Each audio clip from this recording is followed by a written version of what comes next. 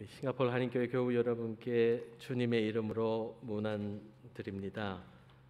부족한 종을 본교회 협동 목사로 섬길 수 있도록 불러주셔서 감사드립니다.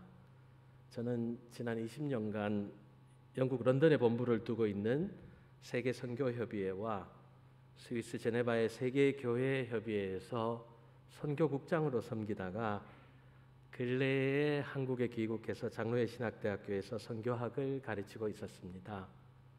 그런데 저희 세계선교협의회가 영국 런던에서 싱가포르로 본부를 이전하면서 부족한 저를 총무로 청빙했습니다. 그래서 지난해 9월 29일 날 싱가포르에 도착했습니다. 제가 맡은 임무는 세계선교 정책과 선교학 연구 그리고 각 세계 선교 단체들의 연합 운동을 추진하는 일입니다. 잠시 저희 세계 선교 협의회를 소개하는 우리 기독교 방송 CBS 뉴스 영상을 보도록 하겠습니다. 1795년 런던 선교회로 출발한 CWM은 세계 최초의 개신교 선교단체로 알려져 있습니다. 현재는 32개 나라 교단들이 회원으로 참여하면서 세계교회 일치와 연합운동에 힘쓰고 있습니다. 1866년 평양 대동강변에서 숨진 우리나라 최초의 순교자 로버트 토마스 목사, 또 아프리카 선교의 아버지 데이빗 리빙스톤, 또 국내 선교 초기 한국어 성경 번역에 힘쓴 존 로스 목사 또한 런던 선교회 즉 CWM이 파송한 선교사들이었습니다. 동영상에서 보았듯이 저희 세계선교협의회는 1797년 존 윌리엄스 선교사를 남태평양 쿡 아일랜드라는 섬에 최초의 선교사로 파송하였습니다. 쿡 아일랜드는 뉴질랜드 동북쪽의 15개의 섬으로 이루어진 아주 작은 나라입니다. 세계 지도를 보면 아주 조그마한 점으로 표시되어 있습니다. 1773년 영국의 제임스 쿡 선장이 최초로 발견해서 본인의 이름을 따라서 쿡 아일랜드라고 불렀습니다.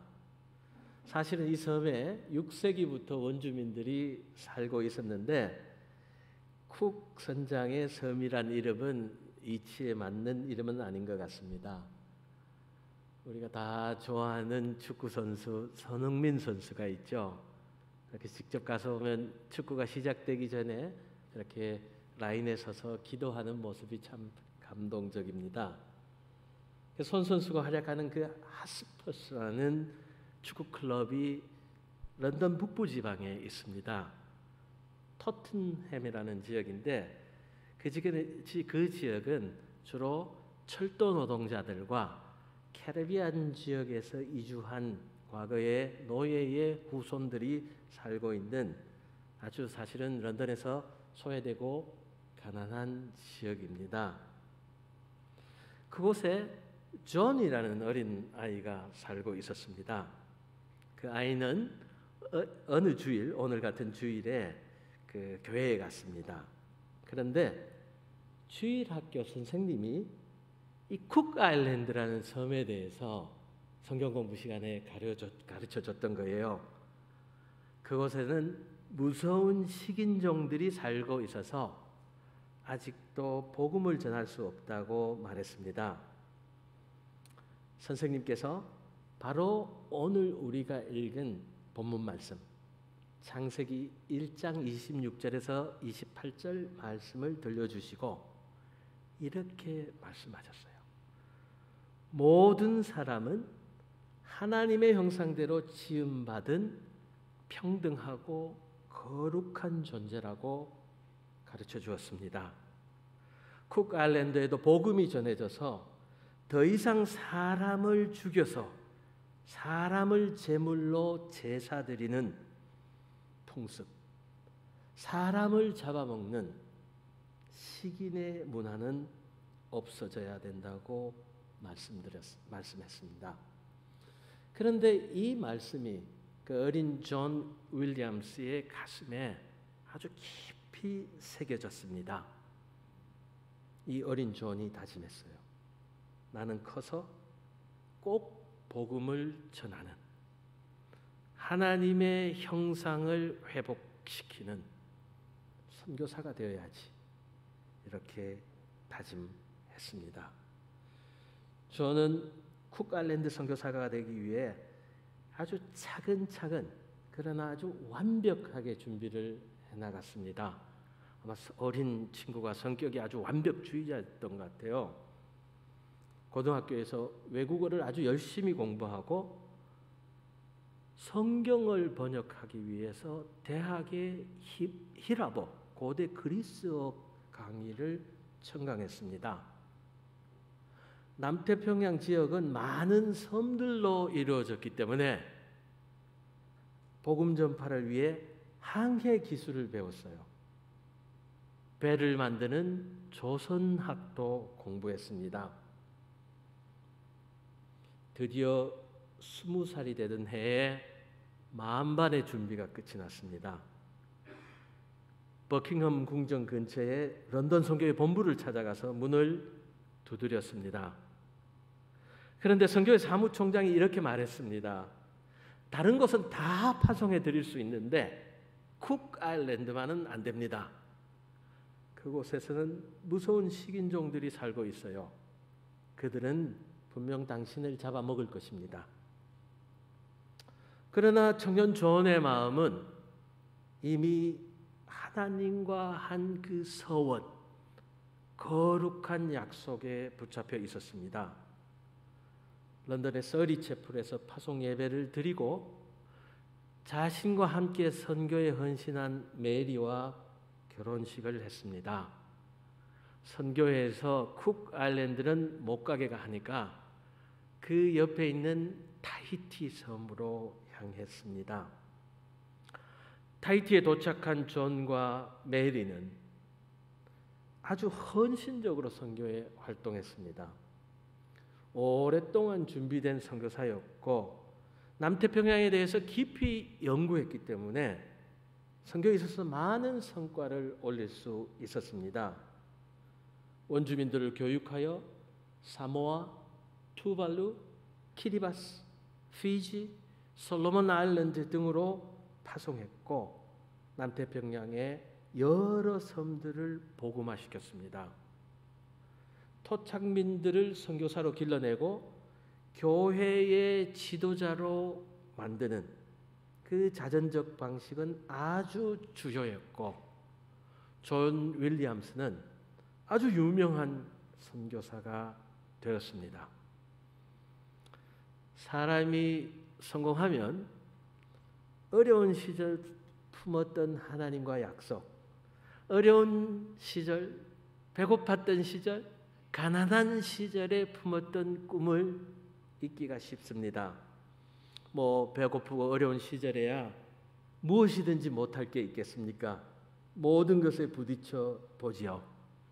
그런데 배가 부르고 안정되면, 성공에 도취되면 새로운 도전을 하기가 참 힘듭니다.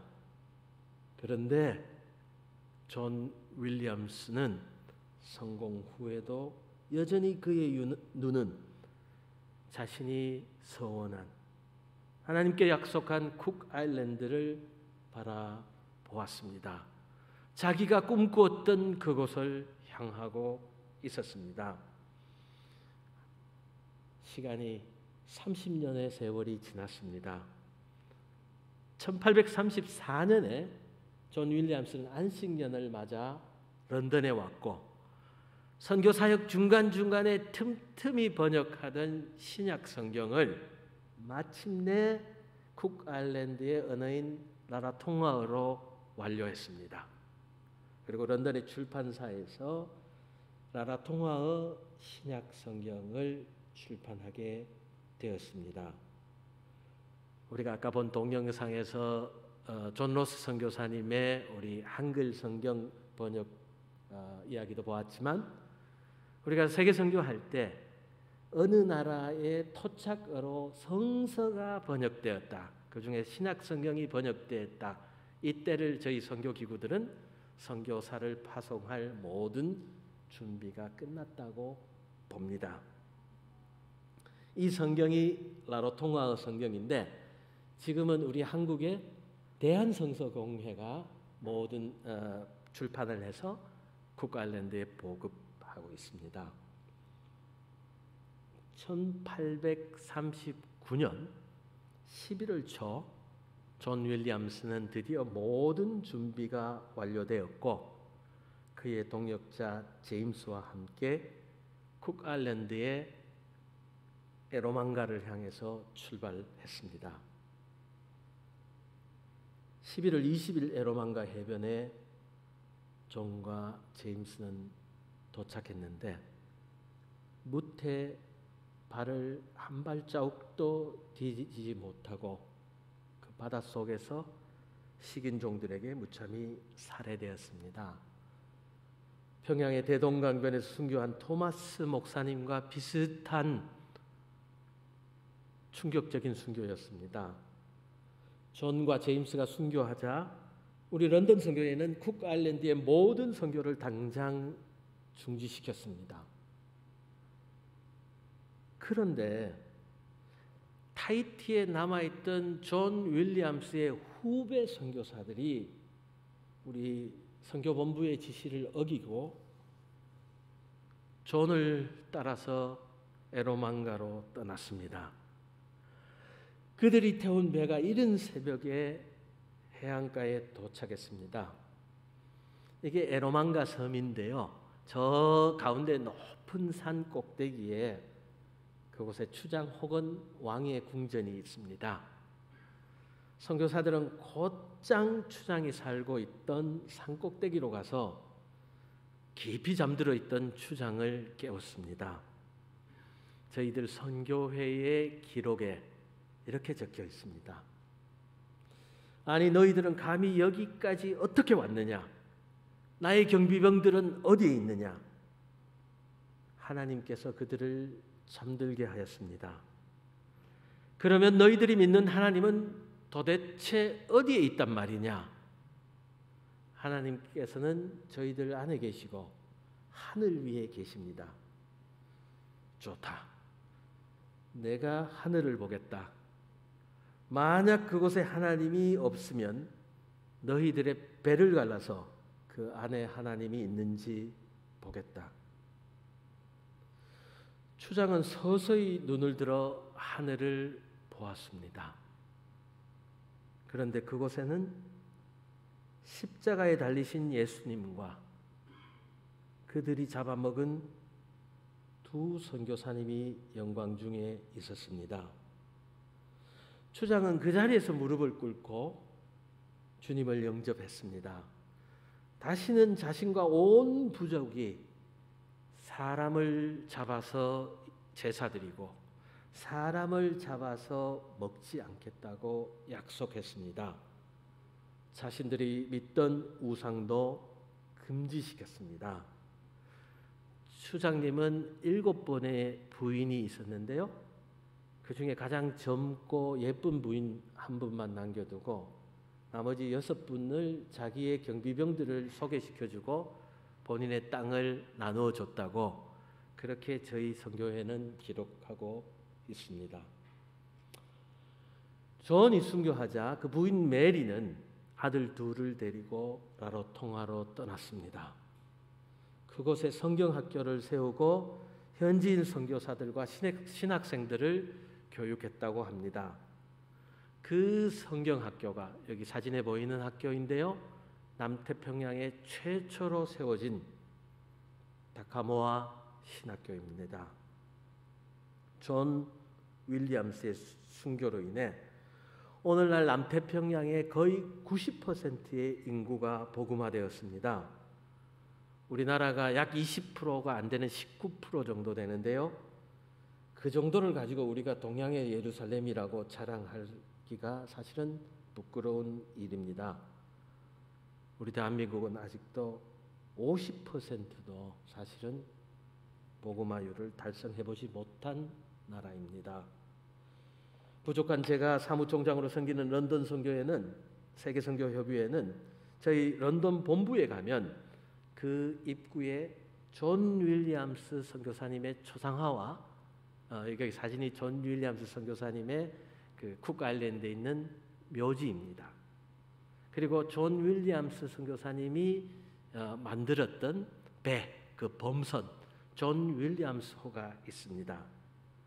1895년에 영국 정부는 런던 선교회 100주년을 기념해서 영국 중앙은행이 존 윌리엄스의 얼굴이 새겨진 금화를 제작하였습니다. 사랑하는 싱가포르 한인교회 교우 여러분, 우리 모두 한 위대한 선교사를 낳게 하는 그 주일학교 선생님을 한번 떠올려 보시기 바랍니다. 런던 북부의 그 가난한 철도 노동자들이 살던 지역에서 이 선생님은 그 아이들의 영혼을 활짝 여는 그런 교육을 했습니다. 그 가난하고 소외된 지역에서 전 세계의 생명을 살리고 복음을 전파하고 하나님의 잃어버린 형상을 회복해 하는 위대한 역사를 써내려가는 일꾼들을 만들어냈습니다. 우리 남태평양 지역에 가장 많은 선교를 펼친 나라가 지금 해수면 상승으로 위협받는 투발루라는 나라입니다. 그 수도의 푸나푸티 섬이 약 2,000명밖에 살지 않는 남태평양에서 가장 작은 섬입니다. 그런데 이 섬에서 가장 많은 선교사들이 나왔고 이 섬의 출신의 선교사들이 자기네보다 훨씬 큰 나라인 피지, 사모아 이런 곳으로 선교사로 가서 그곳을 변화시켜냈습니다. 여러분, 이곳 싱가포르에 왜 와 계신지 모르겠습니다. 저처럼 취직을 해서 오신 분도 있을 거고요. 또 가족, 친척들이 이곳에 있어서 또 오신 분들도 있었고 또 복음을 전하기 위해서 오셨던 분들도 계실 것입니다. 사실 싱가포르이 조그만 섬나라지요. 또 여기에 외국인으로 한인교회 공동체를 이루고 산다는 것이 우리가 얼마나 많은 일을 할 수 있을까 이렇게 생각할 수도 있습니다. 그러나 한 여성 주일학교 교사, 그 교사가 오늘 창세기의 본문의 말씀을 깊이 묵상하고 그 구절을 한 어린이에게 거룩한 꿈으로 심어주었습니다. 그 꿈이 전 남태평양 지역을 살려내게 된 것입니다. 여러분의 가정에서도 공부를 잘 하든지 못하든지 신체가 남보다 크고 건강하든지 약하든지 간에 여러분의 자녀의 영혼을 키우고 아름답게 가꾸고 그 퍼스펙티브를 세계를 향해서 활짝 열어준다면 여러분들의 자녀들이 손녀 손주들이 어떤 세상이 감당하지 못할 위대한 일꾼으로 자라날지 아무도 모릅니다. 우리는 인간을 제각각 다르게 볼 수 있습니다. 어떤 남자를 보고 우리는 늑대 같다. 어떤 여자를 보고 우리는 여우 같다고도 합니다. 우리가 어떤 사람을 여우 같다고 하면 그 여우에 속지 않으려고 노력할 것입니다. 그렇지만 우리가 우리 아이들을 천사와도 같다 그러면 그 아이들을 무한히 신뢰하고 기대할 것입니다.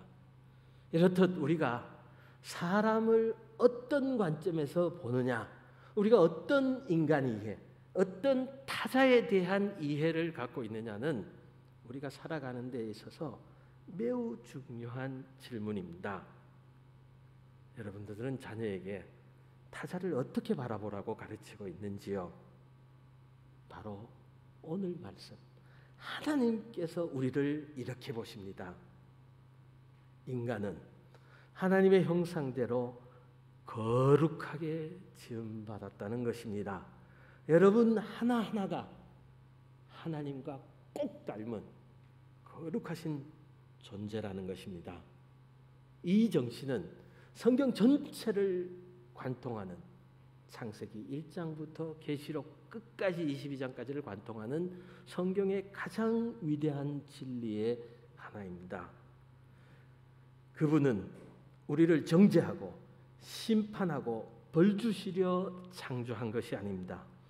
하나님은 그분의 형상대로 우리를 창조하시고 우리를 온 세상을 돌보는 하나님의 동역자로 부르셨습니다. 여기 또 한 분의 선교사, 순교자가 있습니다. 김순호 선교사는 한국 교회의 최초의 여성 선교사입니다. 황해도 재령 출신으로 서울의 정신여고에서 공부하고 요코하마 신학교에서 유학하고 평양 장로회 신학교 신학반을 졸업한 수재였습니다. 1931년 여전도의 전국연합회가 김순호 전도사를 최초의 여성 선교사로 중국 산동성에 파견할 것을 결의했습니다. 주위의 친구들과 부모님 가족들은 여성의 몸으로 2억 마리 타국에서 선교하는 것은 너무 위험하다고 만류했습니다.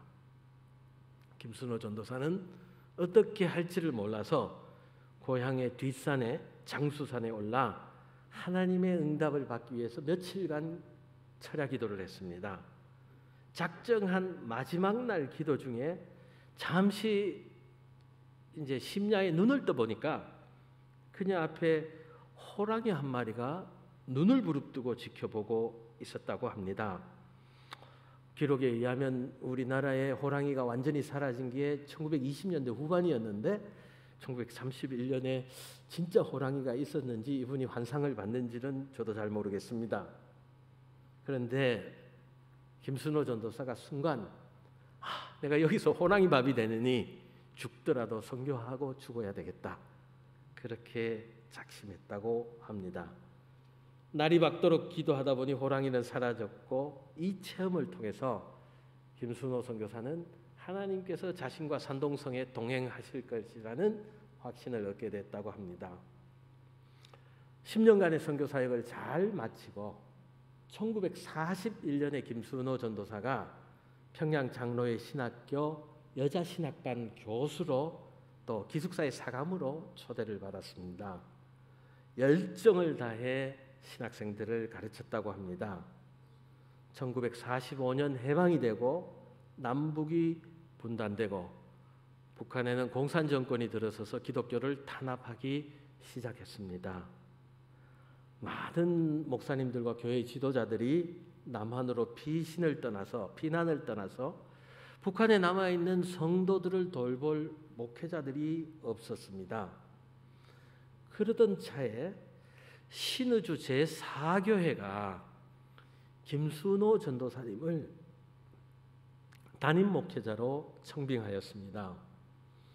그녀를 아끼는 모든 사람들이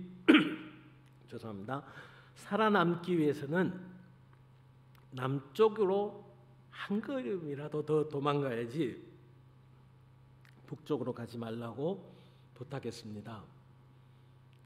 기록에 의하면 김순호 전도사님은 모두 살기 위해 남으로 가지만 나는 복음을 위해 죽으러 북으로 간다. 그렇게 말씀하시고 신의주로 향했습니다. 하나님의 충성된 종 김순호 전도사는 끝까지 주님께서 피로 사신 교회를 지켰습니다. 1951년 어느 날 새벽 기도 중에 후퇴하는 공산군들에게 끌려가 매를 맞고 순교하셨습니다. 그때 전도사님의 나이가 저보다도 어린 51세셨습니다. 22년 전 이맘때 꼭 1월 이때 저는 평양에 있었습니다. 북한의 극심한 기아로 인해서 약 30명의 아사자, 30만 명의 아사자, 굶어 죽는 사람들이 발생하였습니다. 당시 우리 시골에서 자란 분들은 아시겠지만 우리가 모짜리를 하는데 옛날에는 이게 보온을 하는 비닐이 없이 물모짜리라는 것을 했습니다.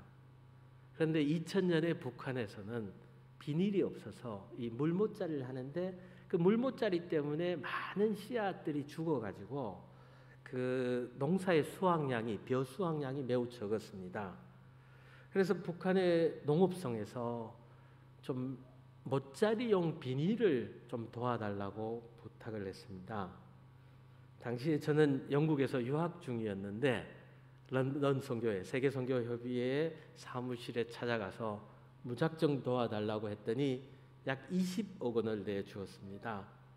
그래서 큰 배를 하나 빌려다가 이제 남한에서 모짜리용 비닐을 가득 싣고 가서 전달했습니다. 주일이 되었습니다.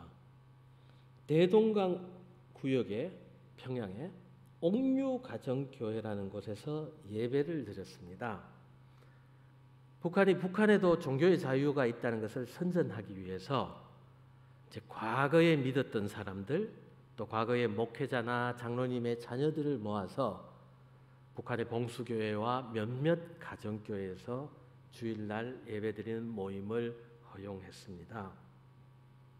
그곳에서 제가 신의주 제4교회 출신의 연세 많으신 권사님 한 분을 만났습니다. 혹시 김순호 전도사님을 기억하냐고 여쭈어 보았습니다. 한참을 말이 없으시고 조심하시던 권사님이 제가 귀에 들릴 듯 말 듯한 나지막한 목소리로 이렇게 말씀하셨습니다. 저 사진의 왼쪽에 계신 권사님입니다. 성신에 이끌려온 사람이디요. 성신에 이끌려온 사람이디요. 교회의 역사는 양떼를 버리고 남한으로 탈출한 제1, 제2, 제3교회 목사님들을 성자라고 추앙했습니다. 그러나 저에게는 성령에 이끌려 양떼를 지키기 위해 남행이 아니라 북행 열차를 타신 김순호 전도사님이 저희 한국 목회자들의 사제적 영성의 사표가 되시는 분입니다. 그리스도의 남은 고난의 십자가를 순교로 걸머진 참 목회자였습니다. 존 윌리엄스 선교사는 선교 금지 명령이 내려졌던 식인종들이 살고 있었던 라로통가로 가서 목숨으로 그곳의 사람들을 하나님의 형상으로 회복시켰습니다. 김순호 선교사는 남으로 탈출하지 못하고 북한에 남아있던 성도들을 목숨을 바쳐서 지켰습니다. 사랑하는 교우 여러분, 하나님은 세상을 창조하는 분이지 파괴하시는 분이 아닙니다. 하나님은 우리의 생명을 구원하고 살리시는 분이지 우리 인간들을 벌주시며 잔혹한 기쁨을 맛보는 가학적인 신이 아닙니다. 하나님은 우리의 생명을 살리는 분이지 우리를 생명을 파괴해서 자신의 제물로 바치라는 분이 아니십니다. 그래서 아브라함에게 이삭을 다시 돌려보내신 것입니다. 하나님은 우리를 그분께 왕같은 제사장이요 그의 소유된 거룩한 백성으로 삼으신 분입니다. 심지어는 식인종들도, 심지어는 북한 사람들도 말입니다. 그런데 하나님께서 우리를 하나님의 형상대로 지었다는 말씀은 단지 우리 겉모습뿐만 아니라 우리의 속사람, 우리의 본성도 하나님의 본성을 담도록 지었다는 거예요. 그 본성은 두말 나위 없이 사랑입니다. 하나님은 당신의 형상대로 우리를 창조하시고 코에 생기를 불어넣어 생명이 있게 하시고 사랑으로 우리가 자신의 성품을 담도록 하셨습니다. 우리 믿는 사람들에게 우리의 존귀는 권력이나 부에서 나오지 않습니다. 우리의 존귀는 바로 우리가 하나님의 본성, 그 성품을 닮아갈 때, 그분의 사랑을 본받을 때 우리는 존귀한 존재가 되는 것입니다. 하나님의 형상을 닮은 사람은 하나님과 매일 사랑에 빠지는 사람입니다. 매일의 삶 속에서 하나님의 존재를 느끼는 깊은 영성을 가진 사람들입니다. 우리가 하나님과 사랑의 관계에 있을 때 매우 놀라운 신비한 일들이 일어납니다. 우리가 세계 속에서 이웃들과 사랑의 관계 속에 있을 때 기적들이 일어납니다. 그것은 바로 하나님께서 우리를 부르시고 우리들을 통하여 하나님의 형상과 존엄과 존귀함을 회복하는 놀라운 기적을 만들어 가신다는 것입니다. 내 안에 하나님의 형상이 나를 이끄시고 나를 선한 삶의 목적대로 인도하시는 것입니다.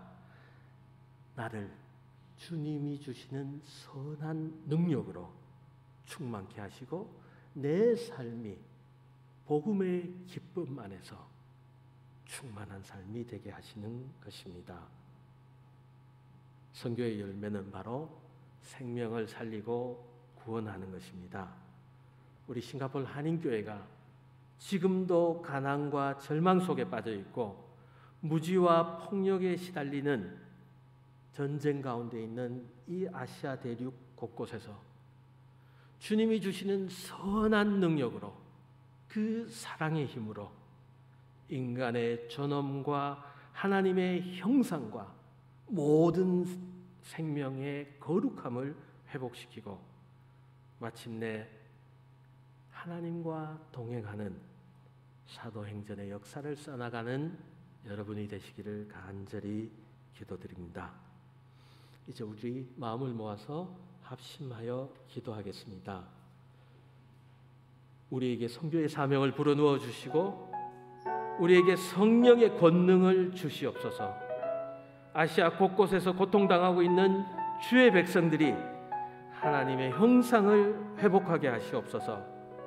그 사명을 위해 하나 되고 그 사명을 위해 헌신하며 우리의 받은 은혜를 나누고 섬기는 싱가포르 한인교회 선교 공동체 되게 하옵소서. 다 같이 통성으로 기도하겠습니다. 선교의 하나님, 생명의 하나님, 감사합니다. 저희들이 하나님의 형상대로 저희들의 본성을 하나님의 사랑을 담게 치워주시고 축복하여 주시니 감사합니다. 하나님, 저희들을 하나님의 성교의 동력자로 불러주시고 거룩한 선교의 사명을 주신 것을 감사합니다. 우리 싱가포르 한인교회가 하나님 나라를 미리 맛보는 공동체 되게 하여 주시옵고 하나님의 사랑을 세상 속에 흘러 넘치게 하는 거룩한 선교 공동체 되게 하여 주시옵소서.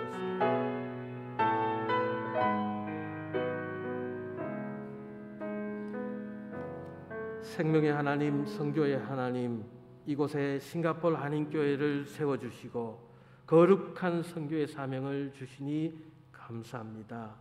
하나님, 이 선교 공동체가 하나님 주시는 은혜와 사랑으로 넘치게 하시고 그 은혜와 사랑이 세상 속으로 흘러 넘치게 하는 주님의 교회 되게 하여 주시옵소서.